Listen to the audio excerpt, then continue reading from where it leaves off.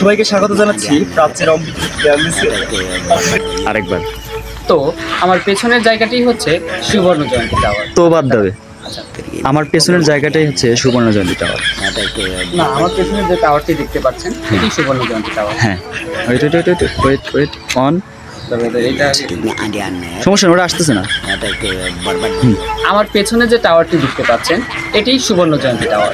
আপনাকে ধন্যবাদ। রাজশাহী বিশ্ববিদ্যালয় বলতেই রাবিয়ানদের চোখে যেটা ভেসে ওঠে সেটা হচ্ছে সৈয়দ নজরুল ইসলাম একাডেমিক ভবন। তুই কি আজকাল ডাল খাস নাকি? সরি, সৈয়দ নজরুল ইসলাম রাজশাহী বিশ্ববিদ্যালয় বলতেই রাবিয়ানদের চোখে যেটা ভেসে ওঠে সেটা হচ্ছে সৈয়দ নজরুল ইসলাম প্রশাসনিক ভবন বাঞ্চ। আর বলবো আরেকবার। তার মানে হয় নাই, হয়েছে আরেকবার। গাড়ি করবে।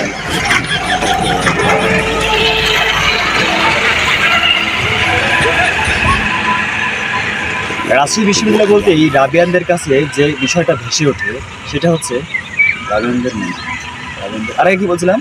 আরে লেটস গো। এই যে জায়গাটি দেখতে পাচ্ছেন, আবার এই যে গোল জায়গাটি দেখতে পাচ্ছেন, এখানে দাঁড়া আবার এদিকে তাকা, এদিকে ঘুরে, ওইদিকে ঘুরিস না, ওইদিকে ঘুরবেন। আমার পিছনে যে জায়গাটা দেখতে পাচ্ছেন এভাবে। ওকে,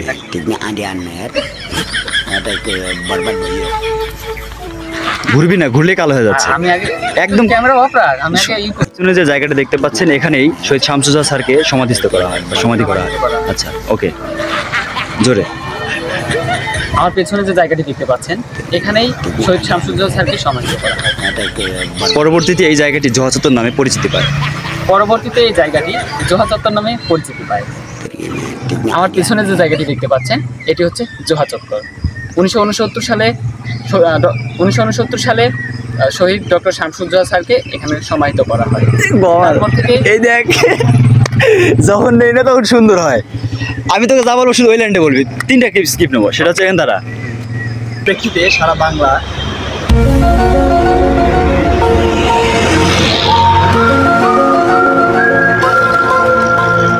ছিলেন বাংলাদেশের প্রথম শহীদ। পরবর্তীতে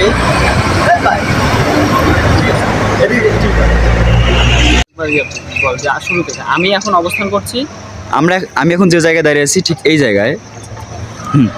আমি এখন যে জায়গায় দাঁড়িয়ে আছি রাজশাহী বিশ্ববিদ্যালয়ের মেইন ফটকে। আমার বাঁ পাশে রাস্তাকে আমার বাঁ পাশে